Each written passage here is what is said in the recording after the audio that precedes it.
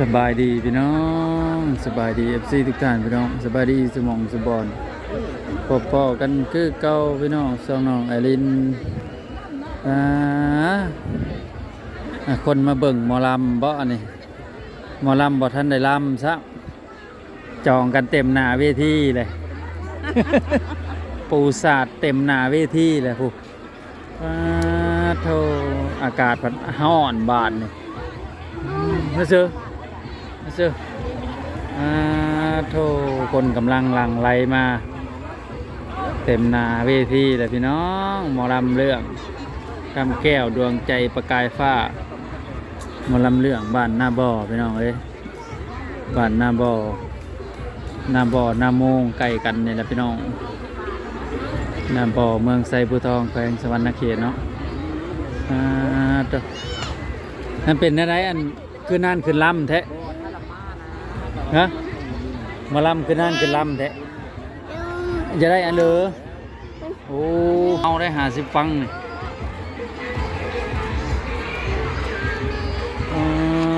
คนน่ะเป็นขับแม่ยกไปน้องเต็มหน้าเวทีหมอลำพระบ่ท่านได้ขึ้นห้างกลางห้านไว้ซื่อๆเห็นหลังคาไว้คักแน่ย่านฝนตก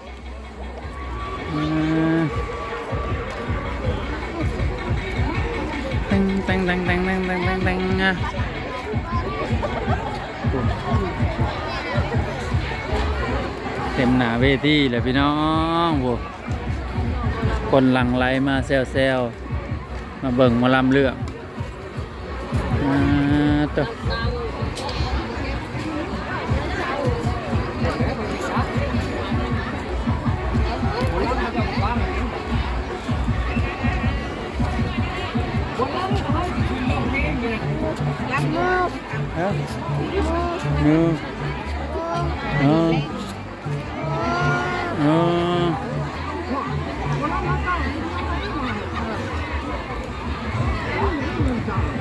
ผู้นอนท่าแล้วก็มีนอนท่าเบิ่งหมอลำขึ้นห้านพี่น้องแต่ว่านี่ยังบ่ทันท้องบ่จักสิขึ้นห้านนี่เนาะมื้อนี้เพิ่นบ่มีดาวได้มื้อนี้คนหลายขนาดพี่น้องหลั่งไหลมาแซวๆพี่น้องเอ้ยมาเบิ่งหมอลำคณะคำแก้วประกายฟ้าพี่น้องเอ้ยกำลังแต่งโตพี่น้องเอ้ยกำลังแต่งโตสิขึ้นห้างโยว้ายอันนี้เดินห้างเครื่องหน้าห้านว่านี่เนาะมันใหญ่นี่ใส่สุดแดงมักมวนได้นี่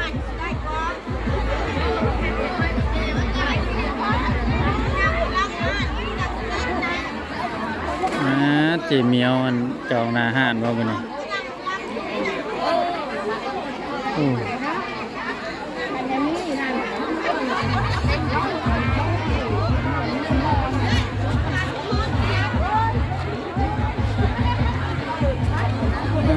มานำลังกันนั่ง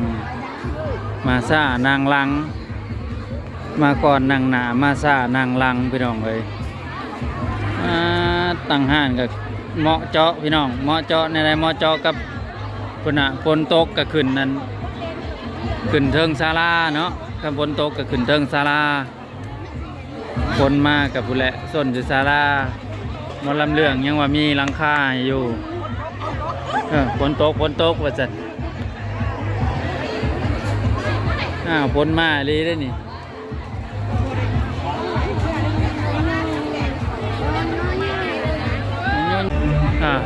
เป็นอะไรเนาะเกิดเหตุการณ์อะไรเนาะคือยังบ่ล่ำอยู่ฮะบ่เป็นอะไรคือนางยืนสลอนอยู่ฮะบ่พยาบาลเพิ่นคือบ่ยังบ่ล่ำอยู่ฮะฟังฝนบ่คือว่าในบ้านคือไปเปิดงานแล้วป่ะคือว่าถ่าแต่โดนเลยคือบ่เห็นล้ำสันดอก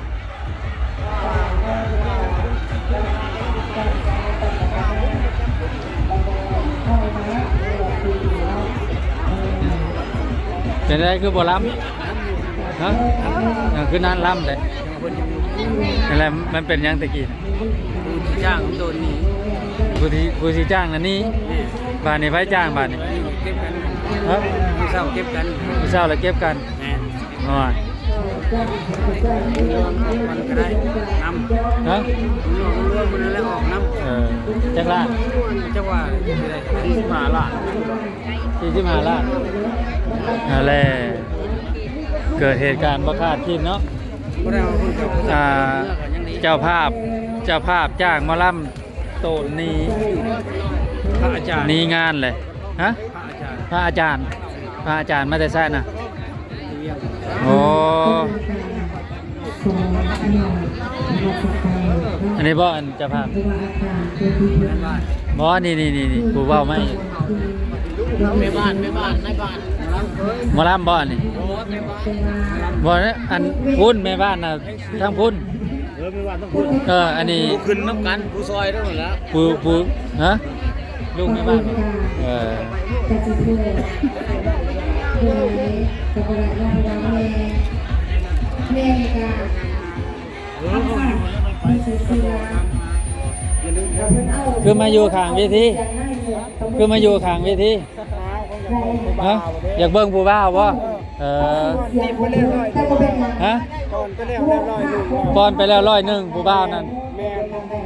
ปอนหลังเวทีบ่คือล่ำเด้อแท้มื้อนี้น้ำมันบ่พอ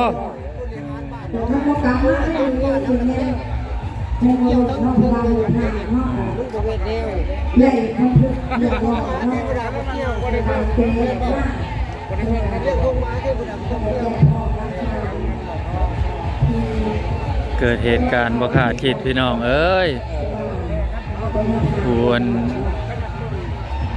ผู้สิจ้างหมอลำประโตนเนาะโตนนี่จ้างหมอลำแล้วมาจ้างหมอลำมาแล้วบัดบ่อยู่นี่ไปคุบ แต่บางทีเราปันกับที่เราเป็นอยู่ในวัดอยู่ในว่าน่ะนะหกผาเรืองเนาะเฮาก็นับถือบ่คิดว่าเพิ่นสิมาเฮ็ดแบบนี้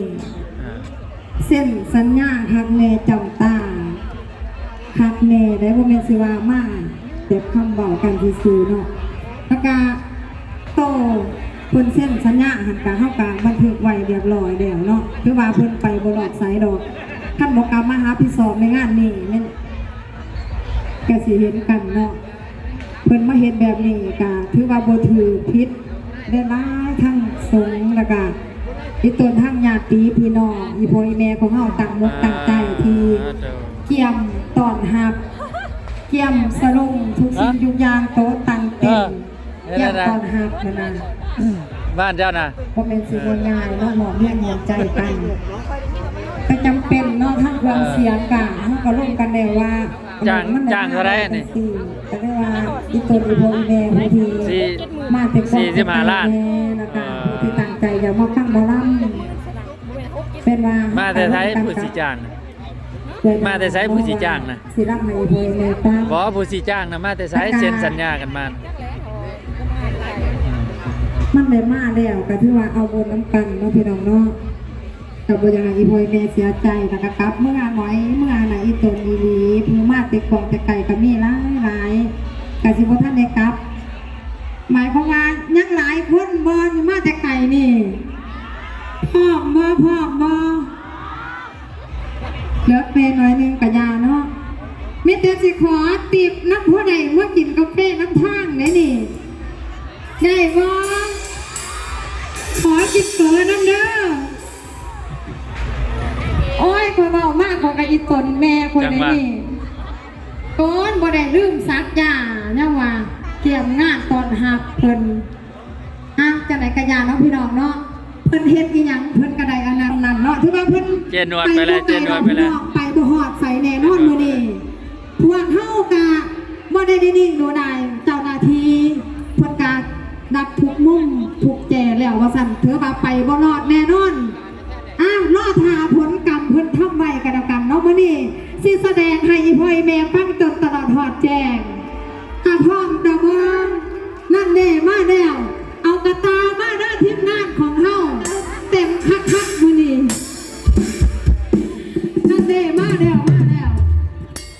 อ่ะมื้อนี้จะได้กาให้กำลังใจอีแม่เพิ่นได้เด้อมื้อนี้ตกใจมาเบิดพี่น้องจนลืมซักยายังว่าตกใจแห้งบ่เป็นหยังมื้อนี้พวกเฮาเพียงสีเกิดมากำลังพ่อว่าสั่นกำลังเจอนี่ล่ะแม่คือกันอ้อยกับมาเพิ่นผู้หนึง ว่าแม่ก็60ก็คือกันเนาะถ้าจะเห็นมื้อนี้เจ้าจะตัดคอน่ะ เพิ่นว่าอีหยังเพิ่นว่าคันเห็นที่แม่สิตัดข้อเองนะเพิ่นว่าล่อถาตัดได้แน่นอนบ่เกิน3 มื้อแน่นอนอาจารย์บานี่ เกิดเหตุการณ์ประกาศที่พี่น้องเลยเกือบบ่ได้รับ มีหัวภาพแล้วก็มีเจ้าแขกจะมาเพิ่นก็มาห่วงนำในงานมื้อนี้เพิ่นก็จัดการอยู่เดี๋ยวนี้เนาะ ผู้ที่ว่าอยากจ้างเนาะผู้ที่ว่าอยากจ้างนะตูนนี่ ผู้เฮ็ดดีก็ได้ดีผู้ทำสัวก็ต้องได้สัวต้องได้ฮักกัน เด็กดีไปฮอดใส่เนาะ อักเกียงพ่อหรือยังเด้ออยู่ทางหลังเวที